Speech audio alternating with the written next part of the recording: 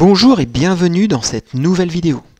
Et aujourd'hui, je vais vous parler, si vous faites un régime, de votre ennemi juré, le gras. Mais est-il vraiment votre ennemi si vous désirez perdre du poids ?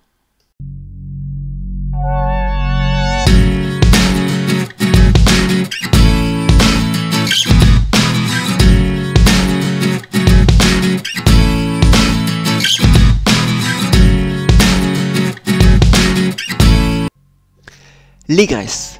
On a tendance à les fuir. Certaines personnes, par exemple, n'utilisent pas de matière grasse pour la cuisson ou la dégustation des légumes. Mais est-ce vraiment une bonne idée ? Avec 9 kcal par gramme, les lipides, ou graisses, représentent la plus importante source de calories, loin devant les glucides et les protéines. Ce qui peut expliquer pourquoi, probablement, les personnes qui surveillent leurs lignes ont souvent tendance à les bannir de leur alimentation.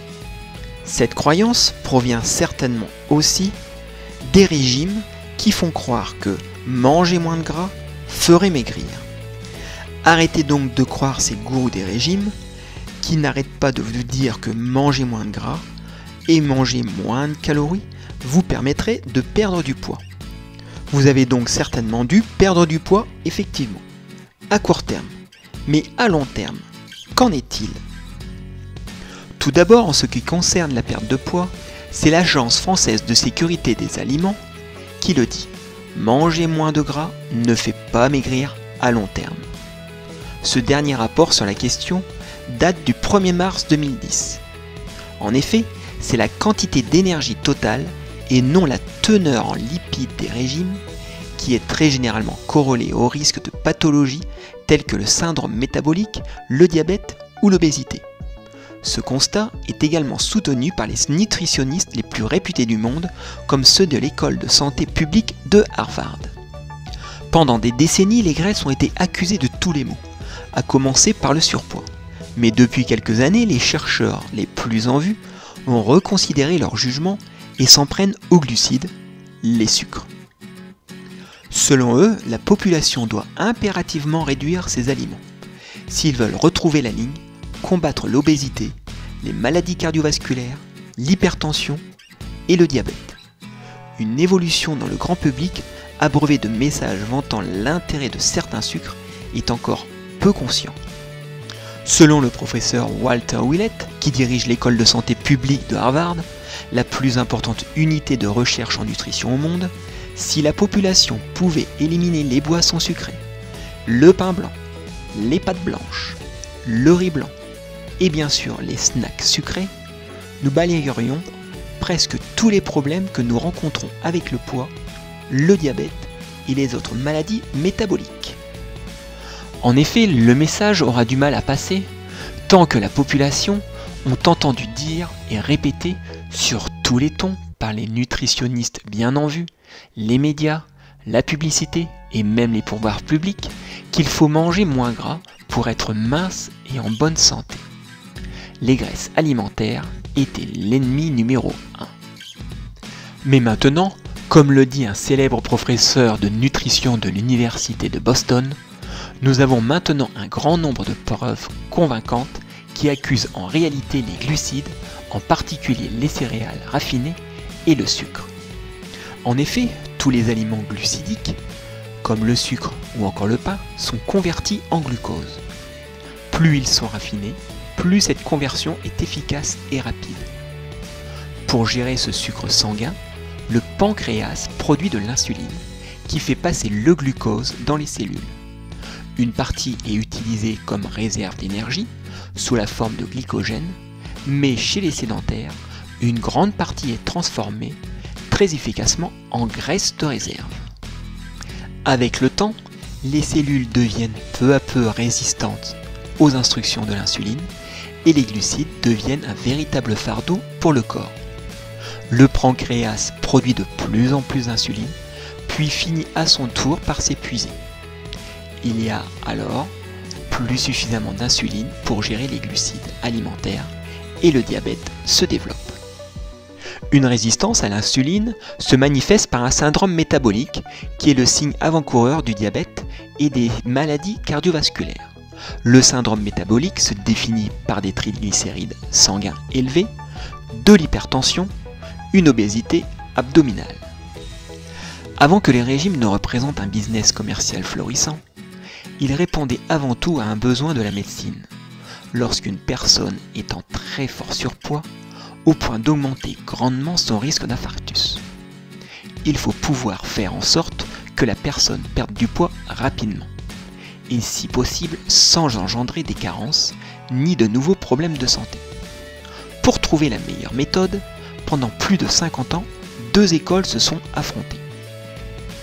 D'un côté, les partisans des régimes alimentaires pauvres en calories, avec une restriction des glucides, féculents, produits sucrés. Et de l'autre, les partisans des régimes alimentaires pauvres en calories, avec une restriction des lipides, beurre, huile, oléagineux, jaune d'œuf, fromage, etc.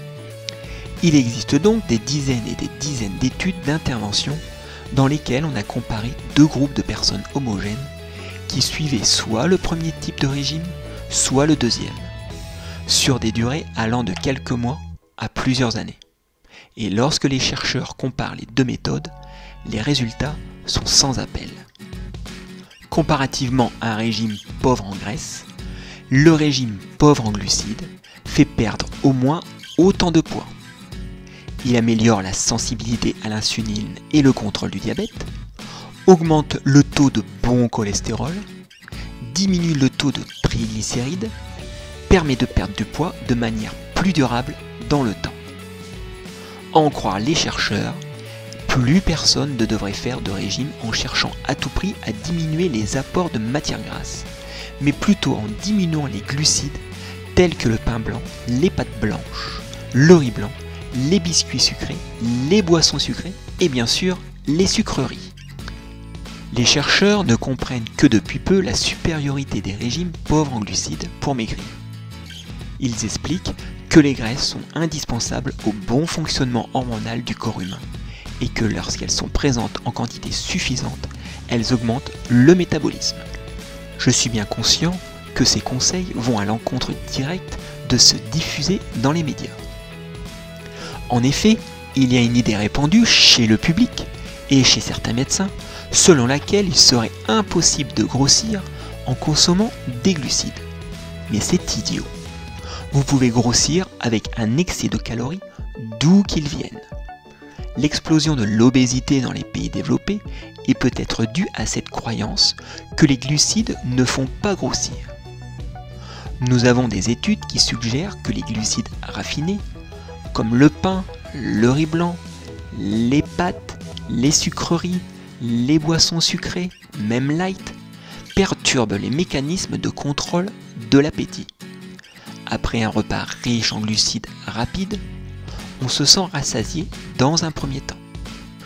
Le sucre sanguin s'élève, mais sous l'afflux d'insuline, il descend ensuite à un niveau trop bas. Et l'on a besoin de s'alimenter à nouveau. C'est l'un des mécanismes par lequel les glucides rapides entretiennent la faim.